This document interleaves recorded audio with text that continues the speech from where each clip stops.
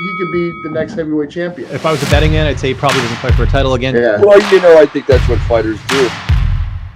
Live on the Fightlete Report. Different. It's just a totally different world. They will promote all the fighters and they will working together. I don't want to do it at 80% or 90%.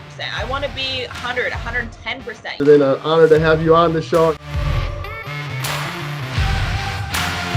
Tell us how excited are you to get the call from Bellator? You know, obviously we're all, being challenged right now with this pandemic. Talk about, being finally be able to get that call and knowing that you're going to be able to take a fight soon. Yeah, man, I was pumped. I was actually pretty fortunate. I fought on the last show in North America before the pandemic hit, the end of February there.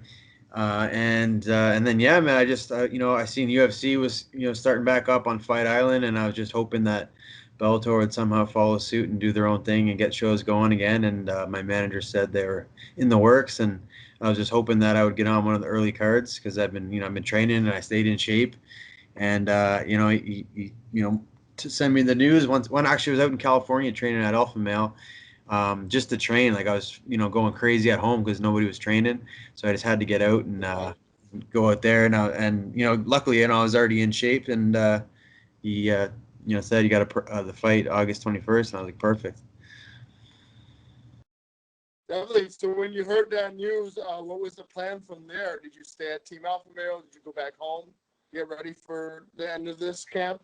I went back home. I was gonna stay, but it would have ended up being like by the time I fought and had to go home and quarantine, it would have been over 2 months away from home, which was a little much. I got a little 2-year-old daughter and a 10-year-old stepson, so it was it was a little bit long to be away. But I stayed out there for 3 weeks, and then I came home here, and luckily I got a lot of teammates that are fortunately getting fights right now. So I had a lot of training partners to work with, so it worked out. And then talk about your opponent, Erik Perez. This guy has 7 wins in UFC. Obviously, not just, his skills, but as a name, for you to beat. Talk about how excited are you? Yeah, I'm super excited. I love this fight. It's he's good. He's been around. He's a vet. Like you said, he's had a lot of success in the UFC when he was there, and he actually left on three fight win streak, which is pretty rare. You usually don't see that. And then he came to Bellator, and he actually lost his first fight, so I'm sure he's scratching at the bit to get a win in Bellator. So I love the fight. It's a big name fight. I kind of had a feeling that we would fight for some reason when I seen that he signed. I don't know why. It just kind of always stuck out to me, and now it's happening. So I'm pumped. I think it's a good.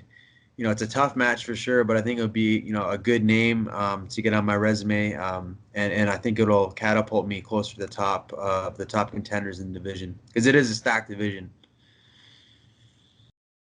Yeah, it definitely is. I mean, we still have the Bantamweight title that's yet to be decided later this year. Do you have any opinion on that? Who walks out with the title? Yeah, I seen they're having that Patty Mix and Juan Archuleta fight. Yeah, that's a tough fight. I don't know. I'm gonna probably lean towards Mix, but I mean Juan is a tough cat for anybody. 35 or 45, and he's hard to get out of there. So, that's a really interesting fight. And then now you got Sergio Pettis is probably gonna fight the winner of that. So I'm hoping, with a win over Perez, it'll put me right up there. At the top of the list to fight for maybe another number 1 contender fight after I get this win. And definitely, you're no stranger to title fights. You said World Series of Fighting against now UFC contender Moraes twice. So you've been to 5 rounds once. So that's no stranger for you, right? That's not a stranger for you. Yeah, I fought a Canadian title early in my career, and I went the whole 5 rounds, and then I did it with Marlon as well. So I've done it twice. Yeah, I know what it feels like to go 25. Definitely. Well, I'm sure UFC has the confidence to slot you in there maybe after a couple big wins. Talk about, training for this. Small groups, was that the key for you? Keeping it small, obviously, when you're back home, and making sure you guys quarantine and, don't have too many training partners. You guys can't really congregate in the gym. How did that work out for you? Yeah, you know, we tried to keep it small, but it just kind of keeps you know, expanding and expanding, and everyone wants to get back to training. So you know, I mean, I've been getting tested like pretty much twice a week since I've been home, just to kind of be Oh, wow. safe. You know what I mean? And you know, just to give my wife some you know, ease of mind, just so she's not worried about me bringing something home. And I don't want to do that either. Sure. But the cases out here where I live in Ontario are, you know, they're getting lower and lower every day, so that's good. But yeah, I'm just being on the safer side and just continuously kind of getting tested. And really, the only people that I'm getting in contact with are my training partners. Other than that, you know, I've been pretty good of, you know, staying clear of everybody, and I don't want COVID to, you know, make me have to pull out of this fight. So I've been pretty careful. Definitely. And have you had an inclination of when you'd like to fight again after this one? Like, have you like you envision yourself maybe fighting 2 more times this year after this one? I mean, Hopefully. two would be a lot, but I mean, hey, I would definitely love to get at Yeah. least one more for sure.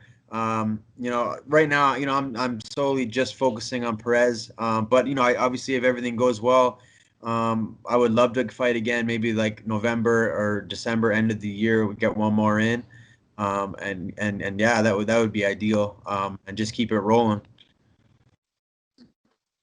Definitely. And we're excited, for this fight because I feel like you and Perez definitely is in a premier division. Obviously, we saw Koji Horiguchi, who was part of this division, obviously an injury, took him out of being the champion. But, this guy has international opportunities, with Bellator risen. There's international opportunities for you once, things change and obviously the world opens back up. So talk about those possibilities. Yeah, man. One of my dreams really is to fight in Japan. You know, I've never been there, and I would always love to go there. I would love to fight there. I'm a huge Pride fan. You know, I was a fight fan long before I became a MMA fighter. So yeah, that would be a huge bucket list thing for me if I could go to Japan and get on one of those cards. I highly doubt it's going to happen this year with everything that's happening, but maybe next year if everything opens back up. Yeah, that would be cool, man. And I just love traveling. I've got to, you know, fight in Russia. I've gotten to fight in Romania, all through the States and Canada. So it's just kind of a bonus with this career. You get to kind of go to places you probably would never go, and get to see a lot of things that you never would probably see. So it's just, you know, that's one part of MMA that I love. Definitely. And also talk about what do you guys use for like nutrition and actually, after a long workout, what do you guys use to, condition your bodies, obviously refuel and recovery. I actually have one of my sponsors is Perfect Sports Supplements. You know, shout out to them. You know, my manager, Sucker Punch, Brian Butler. You know, they hooked it up, and yeah, Perfect Sports. I was never a big supplement guy, to be honest, before this. But you know, I really do like their products. You know, I've been drinking lots of BCAAs, a lot of proteins, a lot of glutamine, and my body feels good, man. I mean, I've been taking care of it as well. But I feel probably the best I've ever felt in my life right now. I'm 33, you know, so I've been at this for, you know, over 10 years now. So I'm a vet in this sport, and my body's been put through the ringer, but I feel better than ever, to be honest, man. And my weight feels good. I feel strong. I feel fast and explosive. And yeah, I can't wait to get in there and showcase that. Definitely. And I see you have you're a horror movie buff, right? I can see some Yeah, bro. posters in the background. So is that Yeah, a I big got 'em. hobby of yours? Oh yeah, I love horror, bro. I'm a huge movie guy, but horror is definitely my favorite genre. My favorite would definitely have to be this guy over here, Freddy Krueger, Nightmare on Elm Street. I love them all, but that one, I think that was the first one I seen. I was only about 6 years old, and it kind of just stuck with me, and it's been iconic ever since. Definitely. Well, hopefully you'll bring that, intensity to the cage, of course. How do you expect to get everybody, well, they can't be there, for you in person, for them to get on their feet at home? How do you expect to do that after your performance? I think this one is going to be. I think just our styles are going to clash pretty well. You know what I mean? You know, I'm a calculated, very cerebral fighter. And he has that like kind of that Mexican toughness where he comes forward and gets in your face. And I think that, you know, putting those two together is going to make for an interesting match. And I think it, you know, I feel that I can be better than this guy everywhere, and I definitely will be the faster and more explosive fighter, and probably a better athlete. So I think, you know, I can see my hand getting raised in many different ways, whether that's a knockout, whether that's a submission, or whether that's, you know, a pretty one-sided decision. But either way, you know, I'm coming out the victor. Well, we appreciate you, Josh, taking time to be on the show. Anyone you like that, or anything you'd like to give a shout out, go ahead. Yeah, just my sponsors for this upcoming fight. You know, I'm gonna post them. I'll have them on my shorts and my banner. I got a whole bunch, probably too many to name. I don't want to forget anybody. But mostly my family, my friends. You know, my wife has been, you know, super cool. You know, stepping up and taking care of the kids while I've been doing this whole training camp and being away. And my manager for, again, hooking me up with an opportunity here in Bellator and getting me the fight. So yeah, man, just you know, I can't wait to get out there, and thanks for having me on. Oh, anytime. Everybody check out Josh the Gentleman Hill. He takes on Erik Perez. Check it out, Bellator 244, coming later this month, August 24th. And make sure to be a subscriber to Zone. That's the only way to catch it as well. And we'll have to catch up again because I want to hear some more of the stories of you training at Team Alpha Male. You know, Yeah, obviously, you know, they have a lot of great fighters, Cody and Garbrandt as well. yeah, So yeah. I've been going out there catch up and talk about it after this one. for sure. Sounds good. Excellent. Well, take it easy, Josh. Best luck to you, and of course, take care, my friend. Be safe. You too, man. Thank you.